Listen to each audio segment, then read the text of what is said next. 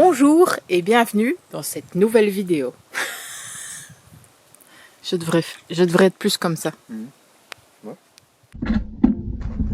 Donc voilà, ici nous sommes.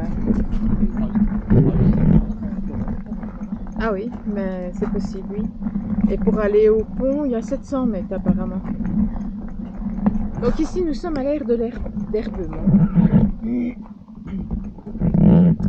Et nous allons aller jusqu'au-dessus du pont, enfin du viaduc de Conghes. Le viaduc qu'on voulait faire depuis très longtemps. Mais comme on n'avait pas de vélo, on n'y a jamais été. Et puis la fois où on a voulu y aller à pied, il était en réparation. Ça a duré 1 an, c'est pas plus. Donc voilà, on se met en route. Et on va voir tout ça. Yo!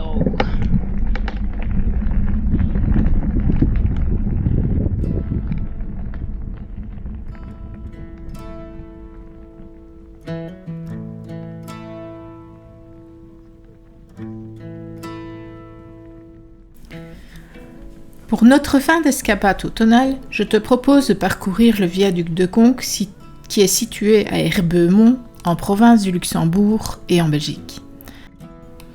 Dans cette fin de vidéo, tu auras aussi la possibilité de voir l'ancien tunnel ferroviaire dont je vais chercher l'histoire.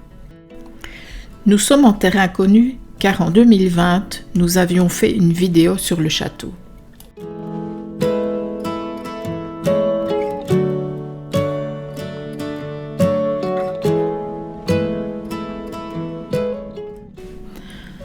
Ce viaduc de 45 mètres de haut a été construit durant la Première Guerre mondiale par les Allemands.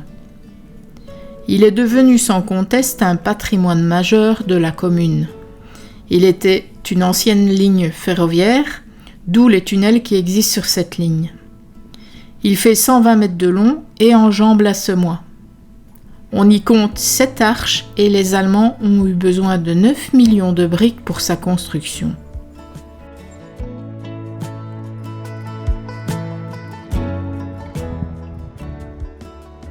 Tu veux faire une photo? Hein? Il est plus impressionnant d'en bas que d'en haut. Hein? Non, il n'y a pas vraiment une vue... Non. Je pensais qu'on aurait une vue plus surprenante. T'as vu là-bas? Il y a un genre de plateforme où tu peux avoir un beau point de vue sur le viaduc.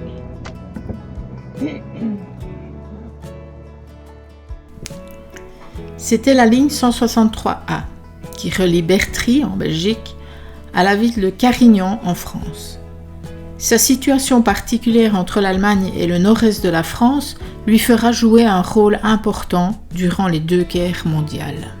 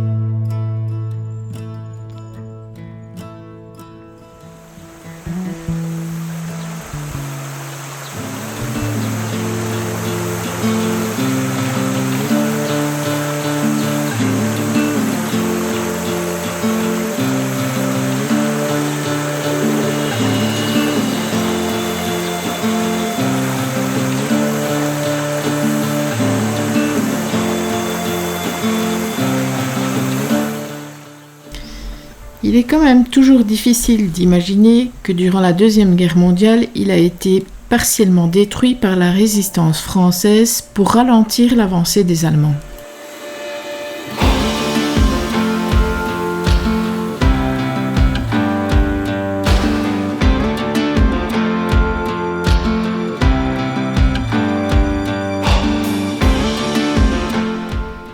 Nous voici aux ruines du château. Elles sont situées sur une crête rocheuse dominant le village. Il a été érigé en 1268 par Jean de Rochefort incendiée en 1657 sur l'ordre de Louis XIV.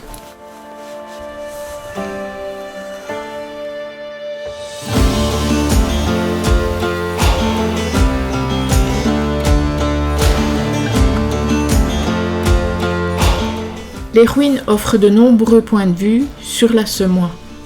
Elles sont accessibles gratuitement et toute l'année.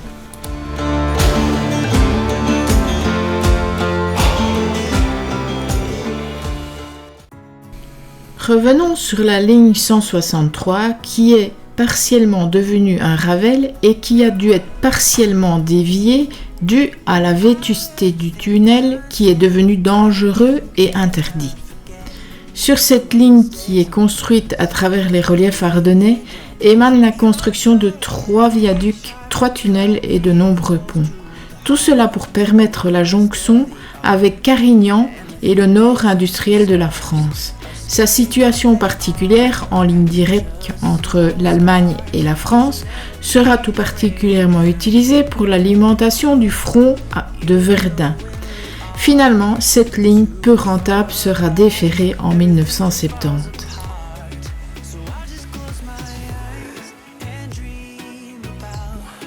Wow.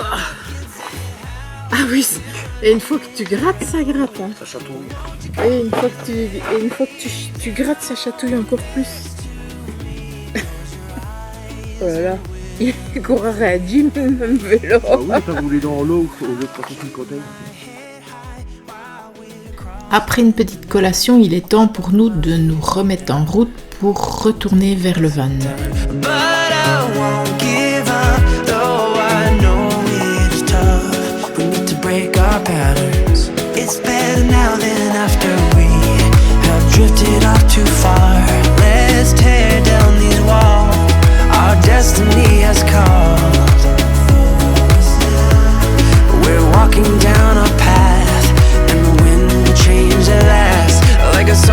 Il est temps pour moi de te remercier d'avoir regardé notre vidéo. J'espère qu'elle t'a plu. Ne pars pas sans t'abonner si ce n'est pas encore fait. Like, partage et commente. Et viens nous rejoindre sur Les Voyageurs de Belgique pour avoir plus de détails sur notre voyage. À bientôt!